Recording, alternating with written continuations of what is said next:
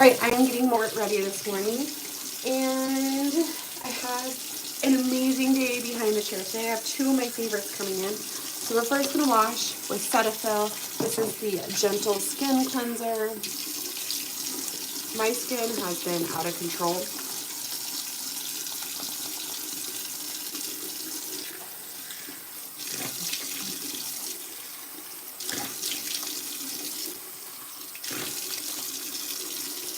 Woo! Okay, now that that's done, today I know if you're watching this from a recording, you're like, just get to it, just talk to me. So today we are going to get ready for work today. As some of you know, if you're following me, I am a hairstylist, and I come on here on the days I'm getting ready to go into work to talk to you guys. Oh my God. I think I'm going to need more Botox. Look at all that. Ugh. Or I want to get, they're called like Frownsies or something. Anyways. So we're going to get ready. I am still very much sick right now. I have been sick now for over a week. I am the lucky winner of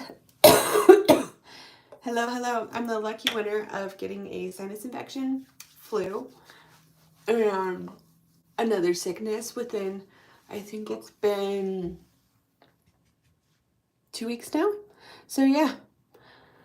And just like everything is coming up. I'm on steroids, antibiotics, you name it. I've been doing it. Last night I woke up just like coughing my head off at like 1 a.m. and had to go to the guest room. All right, so now we're going to use Revolution Skin Silk. Love it. It's one of my favorites. It's like skincare foundation. So we're going to put this on all over. All right, what story should we talk about? So what I like to do is I like to get ready and talk about a story.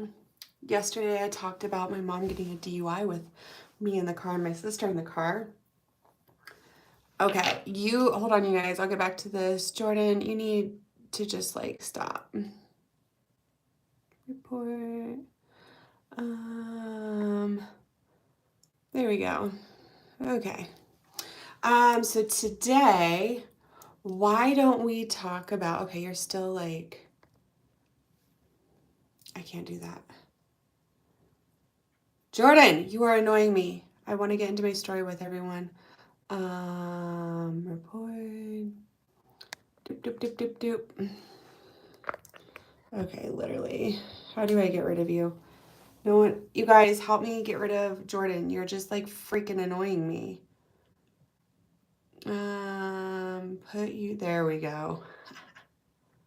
Bye, Jordan. All right, as I was saying, we're going to talk about a story. And I think we're going to talk about perhaps the one that when I found a pew-pew in my dad's car. And I don't think it was a pew-pew. So I was in 5th grade. I would be 10 years old. I remember my parents, they were split. They were going through an awful divorce. If you go and look on my live yesterday, you'll see.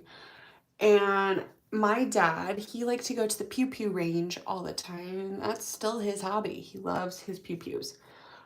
And I remember he was taking my sister and I to the rec center. And I was in the back seat. And I look in the window and I don't even think it was a pew-pew. Maybe it was. I don't know. It was like a big, long case, like in his back window. And so I told my mom about it. Well, that was the wrong thing to do. So all of a sudden, I'm pulled into like a full-on therapy session. My mom is convinced that like he's gonna come after us and like cause harm. And my dad was like, no. This was just like a golf club. I think that's what I was told he was doing. Hold on, I think that happens. What are you doing?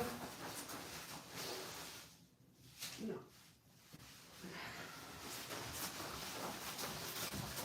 Ruby Doobie. Ruby, what do you think? She was eating something. So,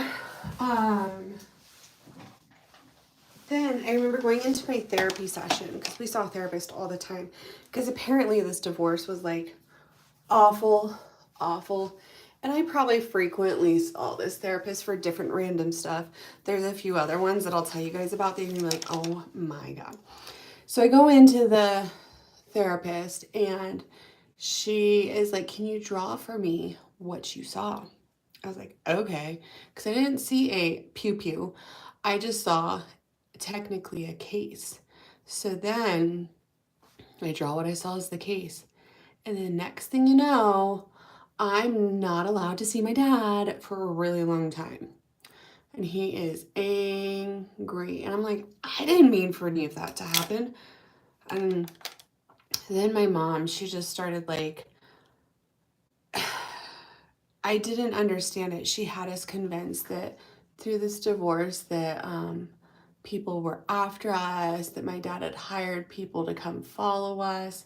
She even scared me one night and she was like, you know, somebody tried to break into the house and your dog, Sparky, I had like a little Scottish Terrier.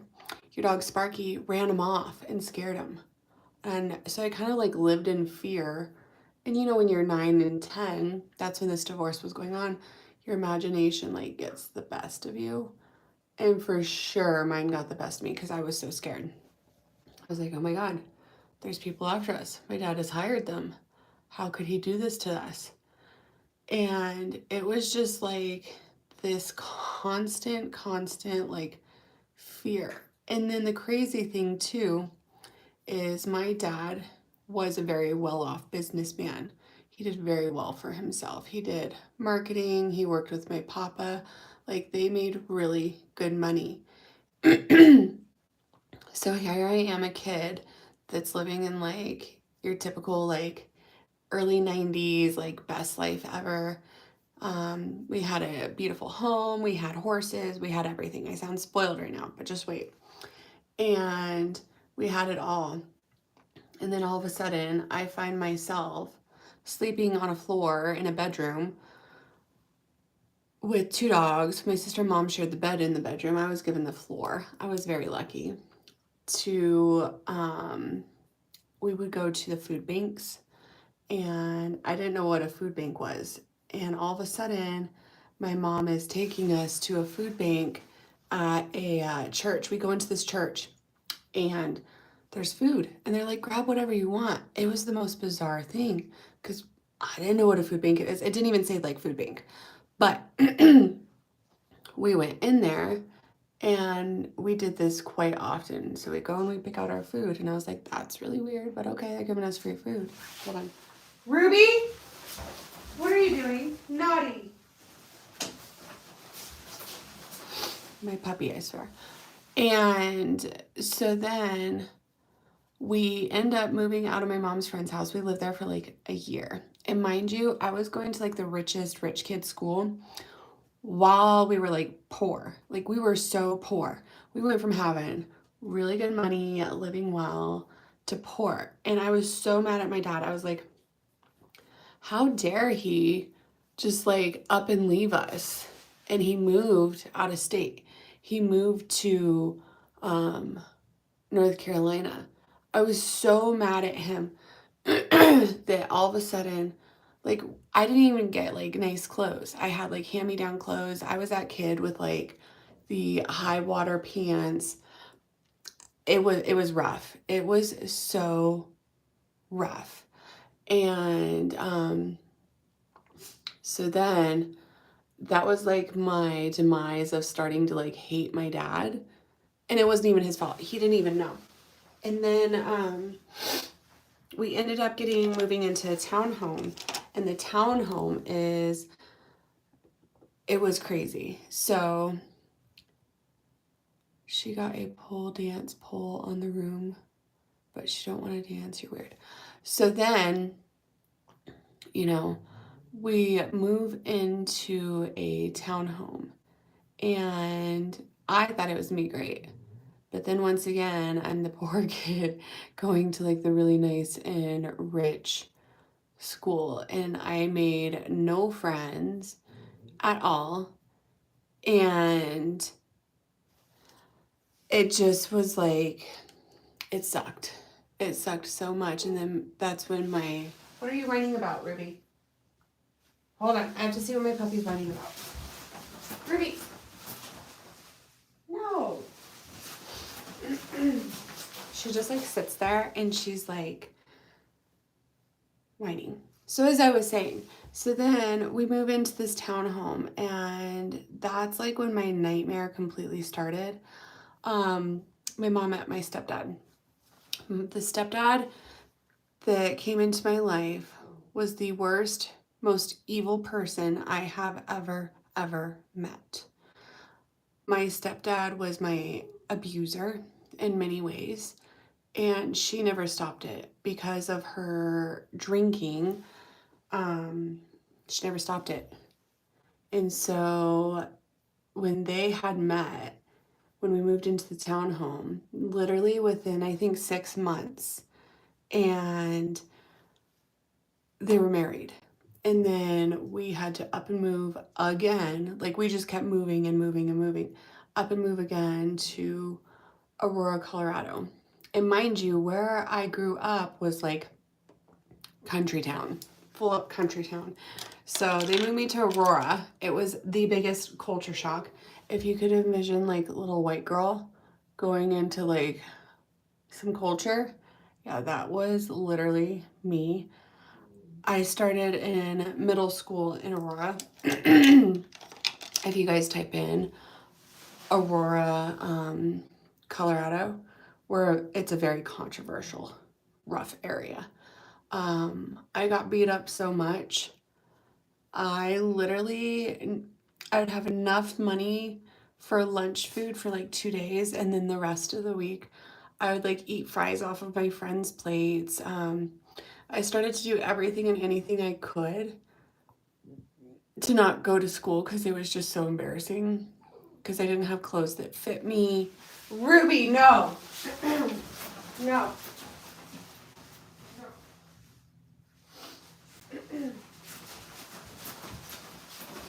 She is whining. I didn't have clothes that ever fit me. I just didn't make any friends whatsoever. I felt like I stuck out like a sore thumb because I did. Life literally was so hard. And the crazy thing too is like I would go and visit my dad in summertime and like during our breaks from school, and it was a totally different life. Like my dad, he owned a massive furniture store. And I'm talking like massive. And I could eat anything I wanted. I got to go shopping, get clothes, like you name it. I got it with my dad.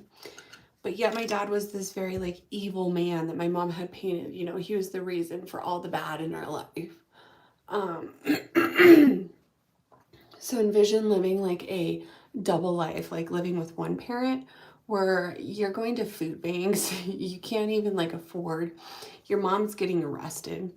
And then on the flip side, you have your dad in another state who's like a millionaire, and you're just like living the best life. And you don't understand why your dad lets you struggle. But I didn't know, he didn't know that that's how we were living, if that makes any sense whatsoever. And it was just like sixth grade was probably the hardest grade because the culture shock was major. I didn't even know, like, I grew up on country music, you guys, country music. I didn't know even like what rap or hip hop or everything was. And I go into Aurora, Colorado. I learned what all of that was. But now I love who I am because of everything I've been through. All right, you guys, make sure you are subscribed. I will be on later today. Oh, did they? Thank you. I hope they did. Because, God, they were not good together whatsoever. Staying off the grid. You're so funny. How many other funny comments do you got? Come on. Give them to me. Give them to me. You're a very sad individual. I'm sorry for you. Oh, thank you for my beautiful eyes. I'll turn around, you guys will see the light. This lighting that I get ready in kind of sucks for filming. Funny face. There we go. Now you can kind of see me, and I can see actually how I look right now.